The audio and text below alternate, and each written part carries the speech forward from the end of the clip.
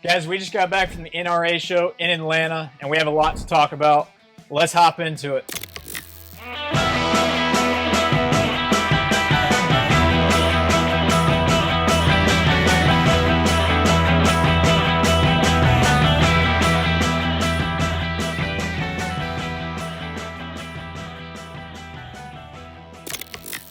Welcome back. I'm Sean. Got Patrick and Dave here with us today. We're talking about the NRA Show in Atlanta. We just got back from it.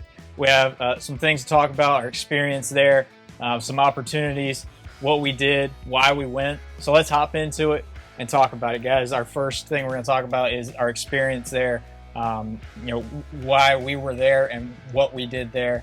And then, some people we talked to and stuff. Yeah, first of all, I'd say don't stay at an Airbnb in Atlanta. That was an experience, right? It was exciting. It was exciting. It was. But no, that, just an introduction funny there. But we had a very good time. It was cool loading in and loading out.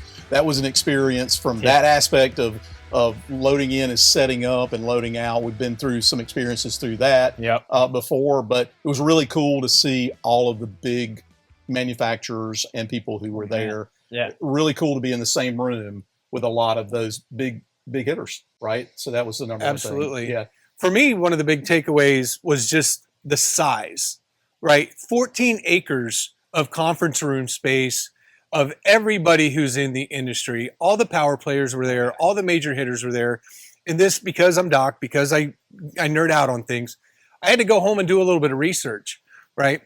Did you know that the firearms industry, it provides $90 billion a year into the economy through sales and revenue? There you go. And then for the government, the business taxes to the firearms industry is almost $10 billion of revenue to the U.S. government in sales tax, in business income tax.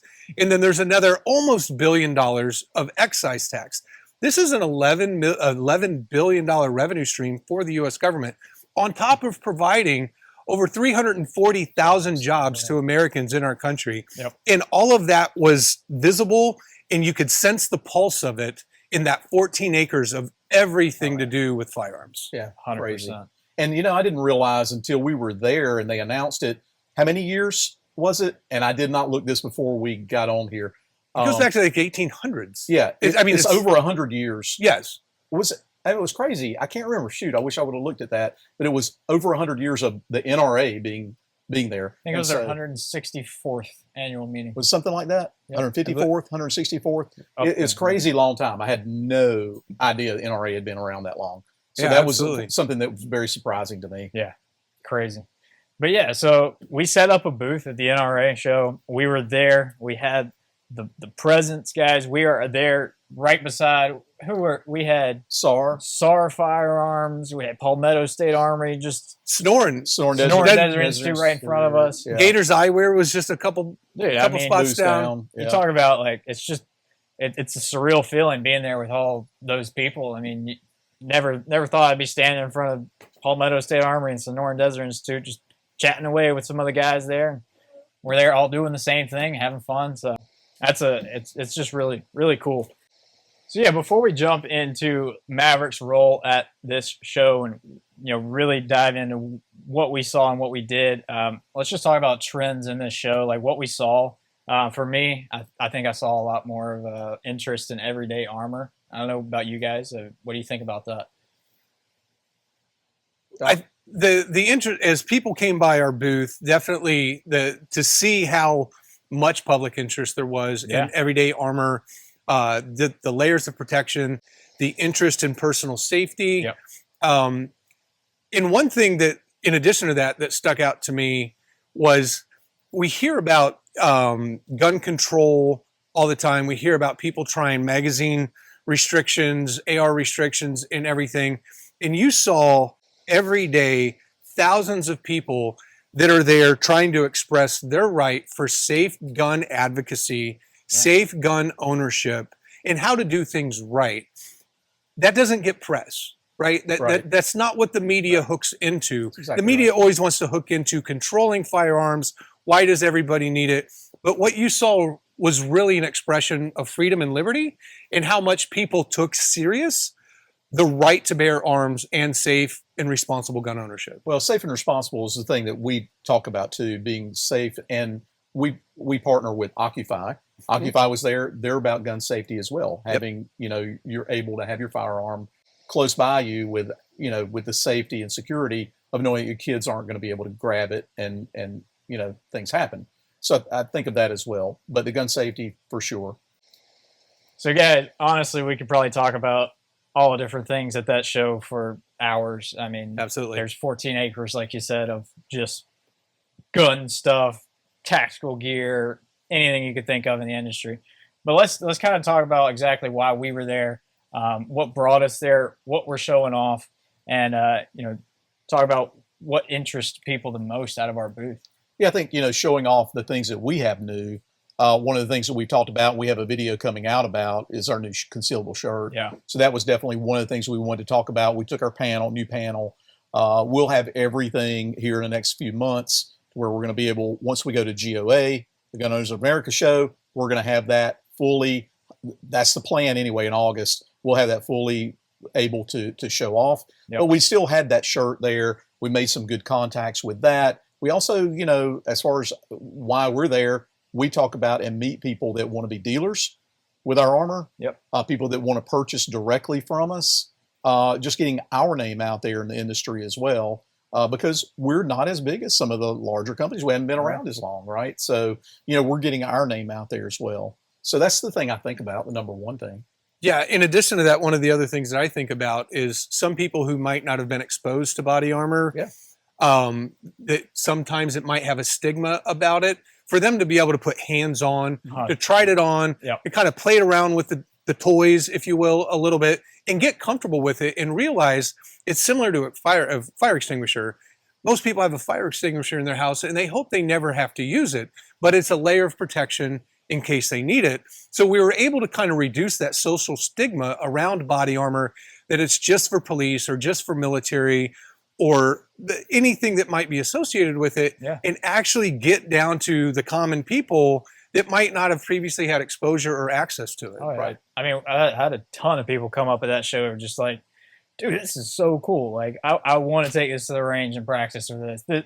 I've never even thought of body armor until I just saw this and wore it. Like, just being able to see it, feel it, touch it, it's nothing bad. It's nothing that just the military has to wear. This is cool. This is something you should have for protection. This is something you can have in your house to go to the range, whatever. I mean, I think it's just as an intricate part of your kit as a firearm right here. I mean, honestly, I think we helped teach some people that is a great part of an everyday kit. Yeah, absolutely. I think, our presence at whatever shows we're at helps people, like you're saying, to realize that there is practicality in having body armor, whether it's an outer carrier with plates, rifle plates, or whether it's something internal that you can wear. And by the way, do you guys know that I'm wearing armor?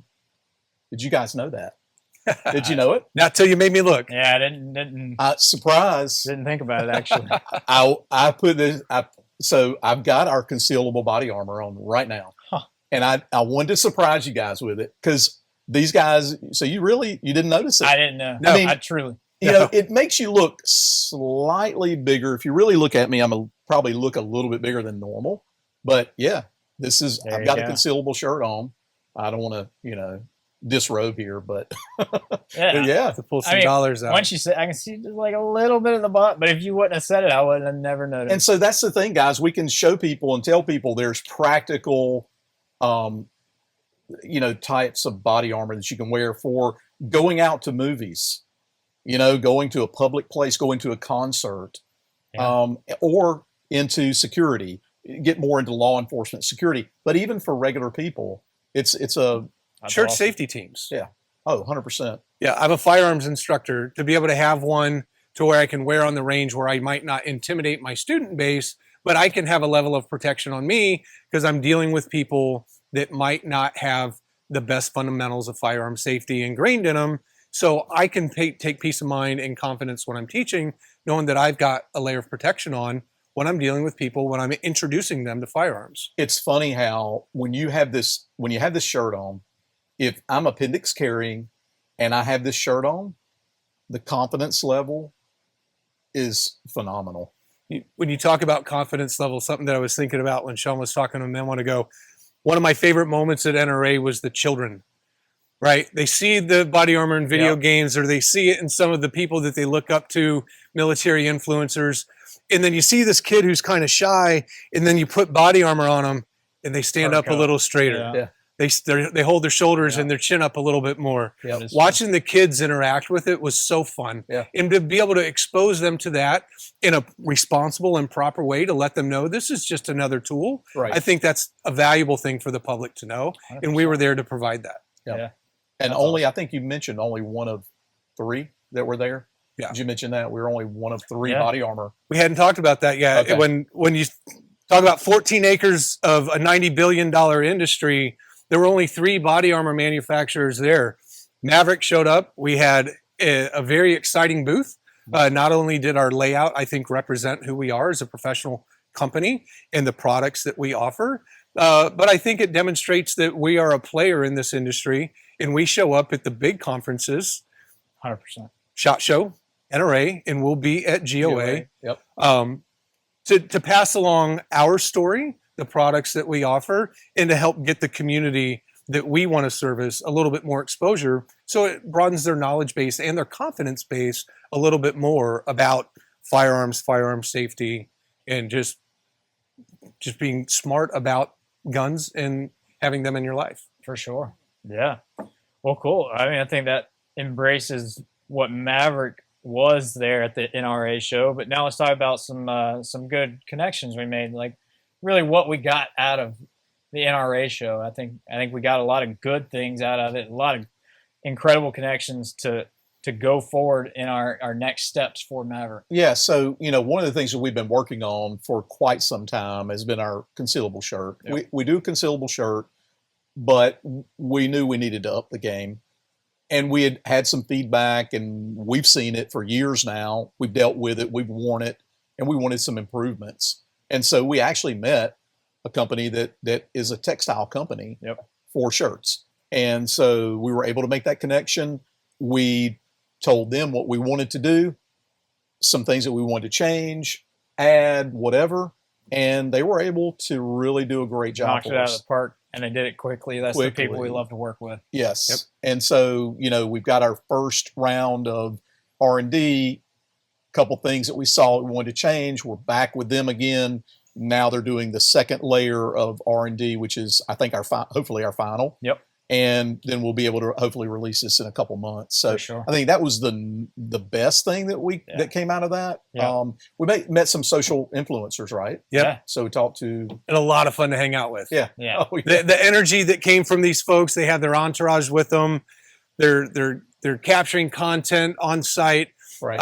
And that brought energy to us. Yeah. And I think one specifically, we're not going to talk about here, but one specifically, like our booth came alive when he showed up. Oh, yeah. Right. And it was amazing just to work off their vibe. Oh, yeah. And to be in their presence and to be potentially partner with some of these folks again in the future. Absolutely. Yeah, definitely make good connections with social influencers to, get some content out there or, work hand in hand with. Right. Yeah. And then, I mean, another great point was we met quite a few dealers. So we've already done some work with some of these dealers we've met. We've shipped them out products. So now you're going to see Maverick in different stores around the U.S. One of them was in Las Vegas. So if you're in Vegas, you might be able to see some Maverick armor soon. So yeah, just great connections like that. And then not to forget the average people who were there checking it out, and they decided they wanted to get some body armor. So we hooked them up with some kits, and absolutely they were excited. Yep. So one of the things, one of the people that we met, I did not realize that Norfolk Southern has a police department. The railroad, Norfolk Southern Railroad, has a police department. I didn't realize that, but it makes sense, right? Because you think about, in the old school times, Jesse James or whatever, they used to rob the trains, right? Absolutely. So they had to have a police force, and so that still exists. Wow. And so we met those guys, made that connection. And so now we're talking to them as well. That was a connection that we made. So that was great. So hopefully we'll be able to supply them with some good kit. Yeah, awesome. Well, I don't have too much more to talk about. Do you have any closing thoughts, guys? I mean, What else? We are scheduled to go back to NRA Yep. next year. Our booth is going to be even bigger than last year. It's going to be twice the size that it was last year. Yeah. I mean, that's, it's exciting. We're still not, we're not in with SIG and some, We got to work up to Daniel Defense. That's right. We're not Daniel had Defense. like 3 city blocks worth of stuff. Yeah. So we're still, the smaller booths, but we're not bad. And we're doubling our size for next year. So that's exciting. We're doubling our size at NRA Show coming up in Knoxville, Tennessee for this year. Yep. So we're progressively growing. I'm excited about from that side as well. Yeah, you made it once you have an after party named after you, right? But anyway, guys, before we leave here, I just want to let you know we've been talking about this concealed shirt a lot that Patrick has on.